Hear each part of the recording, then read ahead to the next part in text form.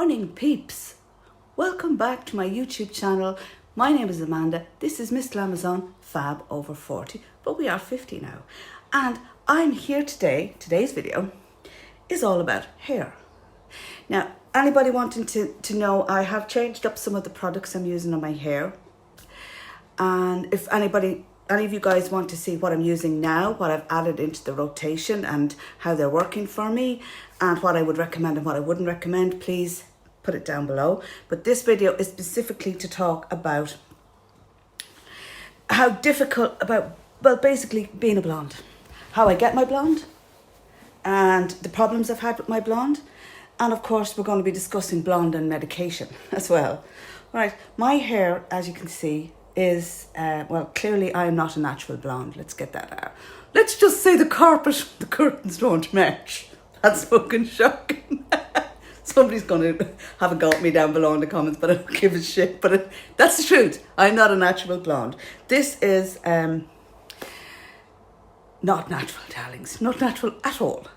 To achieve this colour, I was using Alpha Paraff, which is a brand of colour that you get in salon services, and you probably get it in Sally's.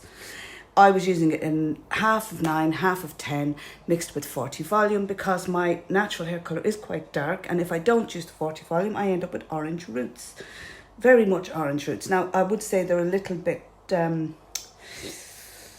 brassy isn't exactly the word, warmer than I would like.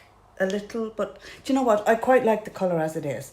If anybody wants to know what I'm using in my hair, right, I'm going to tell you what I used to colour it. My secret's out. The last time I coloured my hair, which was about less than 2 weeks ago, decided to do an experiment. Yes, I had a box of Holly Willoughby 10.01 from Garnier colour. And it's got a picture of Holly Willoughby on the front of it, right? And I said, well, I'd love to use this. But the last time I used it with 30 volume. And I had very, very gold roots. I mean, it was feckin' mamma mia, hallelujah, so say we all. 'Twas rotten. 'Twas not nice at all now, lads. So I decided this time, experiment. We'll use Holly.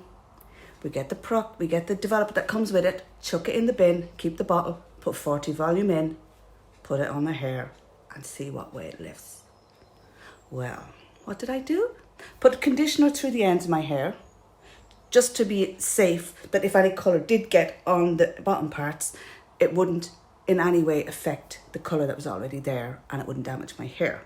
And I just did the bare roots with the Holly and the 40 volume. And then when it was finished, of course, I mashed it up and brought it through to the ends, but it wasn't going to colour the ends.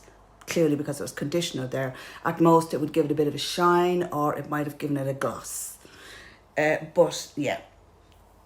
And this is what now? This is in a couple of weeks, so I do have the roots starting to show. I'm delighted with it. Really am delighted with it. Now, I have gone out since to Tesco's to try and get some of the Garnier colour in Holly 10.01, which is natural baby blonde. And do you think I can get it in Tesco's? There's none left. Sold out. So I'm going to order 2 online on Boots. And if I order 2 online, it's not due to be done now till the middle of December. So if I order 2 online, I'll have enough to do me until the middle of the year. So, yeah, so that is my hair colour. That's in there at the moment.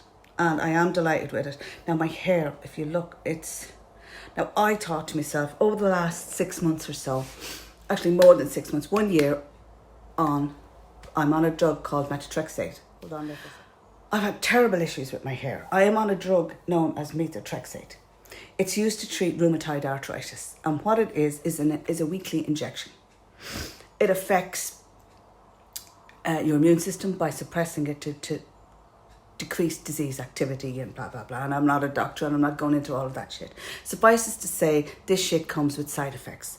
One of which is hair loss. When I started the drug, I started it on the lowest dose. They slowly over time brought me up in dose. And as they brought me up in dose, I noticed my hair was just literally snapping. I'd been colouring it blonde for long before I started on the methotrexate. And I've always just coloured the bare roots where the regrowth is and left the ends alone. So technically this doesn't really get coloured.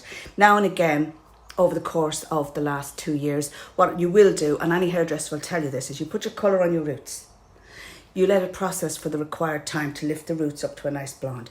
Then you wet all of your hair with water, the rest of it, and you mush the colour through. You leave it for maybe 2 to 5 minutes, and what it does is it evens out the colour down along, but it doesn't take on the ends as a permanent colour. Because your hair is wet, it doesn't actually get into the cuticle of the hair to cause damage, and you just wash it out after a couple of minutes and you get a colour that's kind of even, and that's basically what I have. Right. But with the methotrexate, what actually happens is my hair was snapping, so I have short bits here. Now these people are saying to me, my friend who's a hairdresser said to me, that's breakage, but that is not actually breakage. What that is when that broke originally, it was down to here. It snapped at the root because my hair was coming out in clumps with the methotrexate. As each dose went up, I was losing more hair. My hair was down to here at the back. It's very long. I had to have it chopped up first to here and now up close to my ear because of the hair loss, and it went so thin at the bottom. Now this is blow dried, but as you can see, there's kind of a kink to it. And that's because I didn't bother to put anything, just oil into it, just brushed it out with my hairdryer and a brush, a normal little rake brush, and I didn't bother to straighten it. So it is, even un-GHD'd, it's very thin compared to what? It's very thin, and that's, if I GHD'd that would be half, that's bushy, that's it in its bushy state. It would literally be half that thickness if I GHD'd it. So I'm not GHDing it because it looks too anorexic. That's the only fucking part of me that is anorexic, is me bloody hair. And that's a whole different story. But the condition of it now, I've changed up some of the products I'm using. So guys, if you want to know what I'm using in my hair, I'm to pick up 2 other products that I have, my friend has picked up in Salon Services for me, and I will be using them and I will be reviewing them, and you will all be getting the scoop. It starts, the range starts with an O. It's very popular. Right, so that is why I had to have all my hair chopped off, because it was in absolute gibbers as a result of medication. So now my rheumatologist, in his wisdom, has changed my medication. He's added a drug to it that I was on before, that I got no hair loss with, no issues and no side effects. And he's brought my methotrexate down to the lowest level that you can possibly inject. And if my hair, and we won't even start on the teeth. I've lost 2 the last time I was on it. I had fillings done last year. They've come out, they've literally dissolved in my head from the methotrexate. And on the inside here, I have a couple of cracked teeth where my teeth are rotten from the inside out. And if you look at my peroral gums, they are inflamed. So I'm treating them as well to try and get my teeth back. Methotrexate, another side effect of it, they don't tell you about, that it rots your bloody teeth. Just to let anyone know that's on it. They should tell you this so you're making an informed decision when you decide to take this shit. You know, I mean, your teeth are important. I lost 2 the last time I was on it. They literally just crumbled. And I could feel the back of where the gums were that inflamed, that they were actually, what's the word I'm looking for? Receding behind my teeth. And I could feel the bottom of it. I was just, oh shit, I'm going to lose all my fucking teeth. Now I went to, pardon my language, I went to my dentist, who is a very, very highly skilled gentleman. And he has to do a few of the fillings that he did last year have, a few of the fillings I got done have literally crumbled in my mouth, like as if melted, dissolved and just gone. And I do have some nerve pain there because obviously there's no fillings. There's a couple of teeth at the back that on this side there's 2, on this side there's 1 that's given jip, and my jaw's sore from them, maybe an extraction coming. But you know what I mean, I'm only 50, lads, and with the methotrexate, you see, if he drills in, if I say I decided I wanted to have a couple of fake teeth put in, or a couple of, you know, the screw-in ones you get here and here, yeah, he wouldn't be able to do it, because if he drilled in to there, it would all crumble. So that is why I have agreed to they've lessened my dose of methotrexate down to the lowest level you can inject. And that could be brought down to even lower than that if all this doesn't resolve to my satisfaction. I'm not going around bald and no teeth. It's bad enough being, well, not exactly a skinny mini. Not a skinny mini. And that's hard enough to, you know, living in a bigger body, if you will, a bigger body, without having no teeth and no hair. It's just, no, I'm single. Couldn't, fuck that shit. Couldn't be doing with that. So he's added in a drug I was on before called leflutamide. Now, I was on it before for 2 years, no side effects, no issues, no hair loss, no teeth problems, nothing. Great drug. And the reason I came off it is because I had a flare-up. Over a year ago, I had a really bad flare-up. Now, all I needed to resolve the flare-up was something with the leflutamide, with the Arava, to give it a boost. And an injection of Depomedrol would have done that for me. It would have taken all the inflammation down. Then the Arava would have continued to work and blah, blah, blah. And I would have gotten over the little flare-up of the RA. But unfortunately, that didn't happen. My rheumatologist couldn't give me the Depomedrol because of the bug. So he changed me onto the methotrexate, and it's just been a pain in the who flung dung and did he catch it ever since. So that is how my hair is now short as fuck, and I do like it. It's easier to style, easier to manage. It is quite thin compared to what I'm used to, but with the big chop, it does feel a little thicker at the back than it did. As for my teeth, I'm hoping that this will resolve. I'm back to see my dentist in a few weeks. I have to follow a load of instructions, which I'm doing twice a day, and blah, blah, blah, and all of that shit, just to try and get them back to the way I want them.